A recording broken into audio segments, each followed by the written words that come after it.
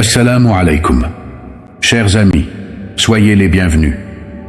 Dans cette émission, nous allons vous expliquer comment les services sincères et dévoués réalisés pour l'agrément d'Allah Azza wa Jalla élèvent les degrés spirituels des croyants, les faisant ainsi entrer parmi les serviteurs privilégiés d'Allah.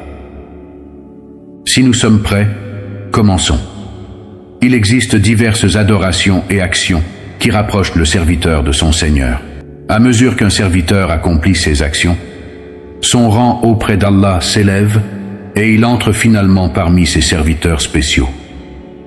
Le croyant se rapproche de son Seigneur en accomplissant la prière, en jeûnant, en donnant la zaka et en réalisant les autres adorations qui plaisent à Allah. L'un des actes importants qui rapproche le serviteur d'Allah et le fait entrer parmi ses serviteurs privilégiés est le service rendu pour Allah. Abu Hurayra radiallahu an rapporte ainsi: l'un des compagnons du messager d'Allah sallallahu alayhi wa sallam passait par un chemin de montagne contenant une source d'eau douce. Il apprécia beaucoup cet endroit et pensa: si seulement je pouvais m'éloigner des gens et m'asseoir au bord de cette montagne. Cependant, il ajouta: je ne ferai cela qu'avec la permission du messager d'Allah, sallallahu alayhi wa sallam. Il transmit son désir au prophète sallallahu alayhi wa sallam. Notre prophète lui dit alors: ne fais pas une telle chose, car il est plus méritoire pour l'un de vous de travailler et de s'efforcer sur le chemin d'Allah que de rester chez lui et prier pendant 70 ans. Ne souhaitez-vous pas qu'Allah vous pardonne et vous fasse entrer au paradis? Alors luttez sur le chemin d'Allah. Quiconque lutte sur le chemin d'Allah, même pour une courte période, entrera sûrement au paradis. Le djihad est le nom du sacrifice et de la lutte donnée pour la cause d'Allah. Le djihad est l'effort du croyant pour mobiliser toute son existence dans le but de gagner l'agrément d'Allah. Le service rendu pour Allah ne doit pas être motivé par la satisfaction de désirs personnels ou pour plaire aux autres, mais uniquement pour Allah. En réalité, toute action entreprise pour Allah est un service.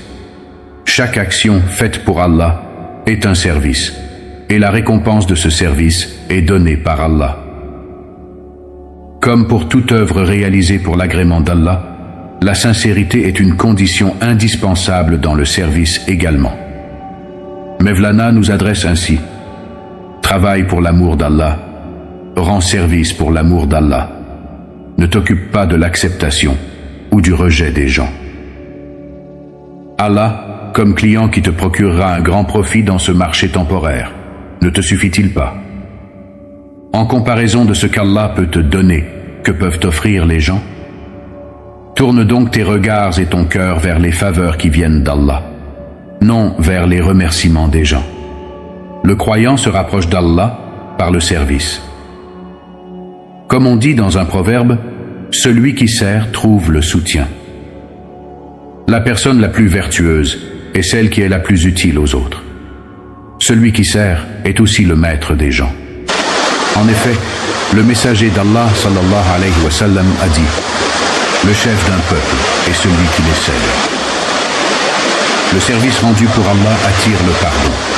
Dans un hadith, il est dit: un homme marchait sur la route et vit une branche épineuse. Il la retira du chemin. Pour cela, Allah fut satisfait de lui donna sa récompense et pardonna ses péchés. Il ne faut donc jamais sous-estimer la moindre action faite pour Allah, car Allah, le Très-Haut, rend l'insignifiant grand. Enjoindre le bien et interdire le mal aux croyants, transmettre la religion d'Allah, est aussi un service. Notre prophète a dit: transmettez de moi ne serait-ce qu'un verset. Pour remplir ce service de transmission, il n'est pas nécessaire d'être un savant. Les gens doivent transmettre aux autres autant qu'ils le peuvent, même si ce n'est qu'un verset ou un hadith. Les serviteurs croyants d'Allah se concurrencent dans le service. Notre Seigneur dit à propos des croyants: ils se précipitent vers les bonnes actions et se surpassent les uns les autres. le service, c'est être pionnier dans le bien. Celui qui est pionnier dans une bonne action reçoit une récompense semblable à celle de la personne qui accomplit cette bonne action.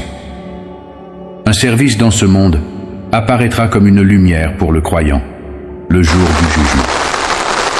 Dans un hadith, il est dit « Quiconque a un cheveu blanchi sur le chemin d'Allah, cela sera pour lui une lumière le jour du jugement. » Le service, c'est répondre aux besoins de son frère croyant, satisfaire un de ses besoins. Le service, c'est l'altruisme et la préoccupation pour autrui. Le croyant qui est sur le chemin du service doit servir avec un cœur sincère, en préférant son frère croyant à lui-même. Le service ne doit donc pas être rendu avec réticence, mais avec satisfaction du cœur. Le service doit être rendu avec passion. À ce sujet, les compagnons sont pour nous des guides.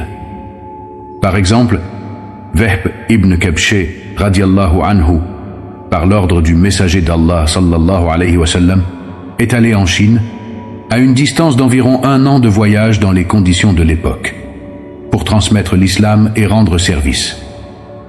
Le service doit également être accompli avec décence et courtoisie.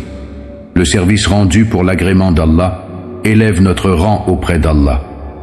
Par conséquent, le croyant doit accomplir même le plus petit service, avec une grande décence et humilité.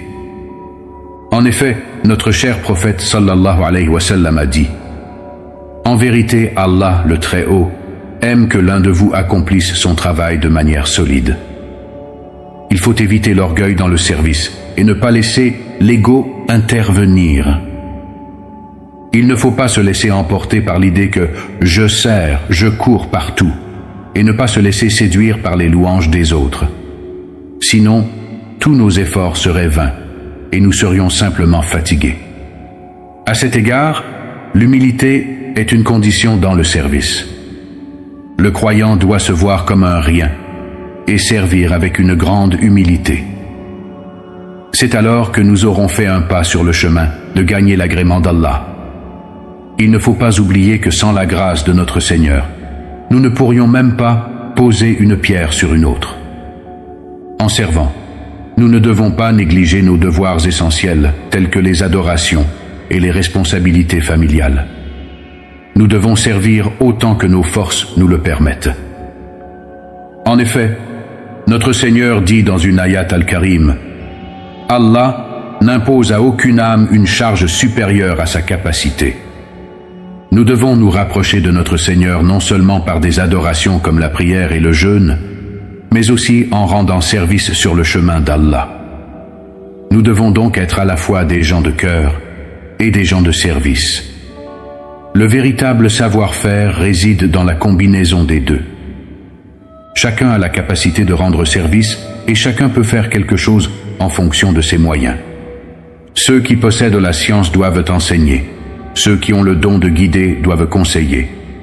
Ceux qui ont la force physique doivent utiliser leur corps. Et ceux qui n'ont aucun de ces moyens doivent prier pour ceux qui rendent service. Le champ du service est si vaste que même ramasser un déchet sur le chemin est un service. En effet, dans un hadith, il est mentionné que le plus bas degré de la foi est d'écarter du chemin les choses nuisibles pour les gens.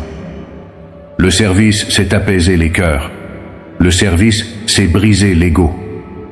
Par le service, le croyant s'élève spirituellement et progresse. Un ami d'Allah dit « Beaucoup de gens pensent qu'en accomplissant leurs prières et en jeûnant, ils remplissent leurs devoirs religieux et se sentent à l'aise. Cependant, cela ne suffit pas. En plus de respecter et de révérer les ordres de notre Seigneur, il faut également faire preuve de compassion envers ses créatures. Cela n'est possible que par le sacrifice et un service sincère. Servir les gens, c'est servir Allah.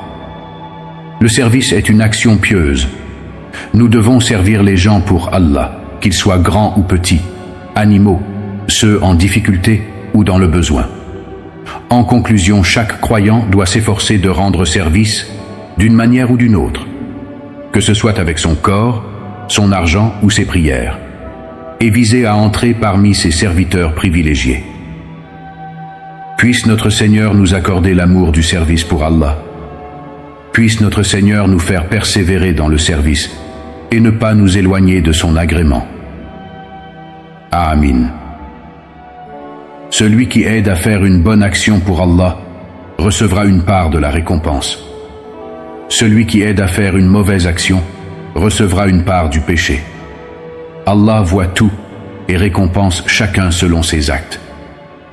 Je vous encourage donc à vous abonner pour nous aider à nous développer et à atteindre un public plus large, y compris peut-être des personnes non musulmanes, qui pourraient être inspirées à embrasser l'islam grâce à nos contenus.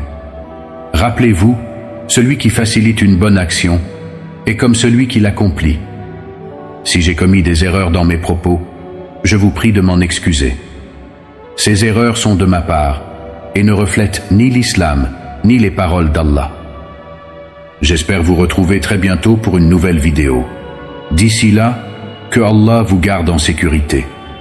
Assalamu alaikum wa rahmatullahi wa barakatuh.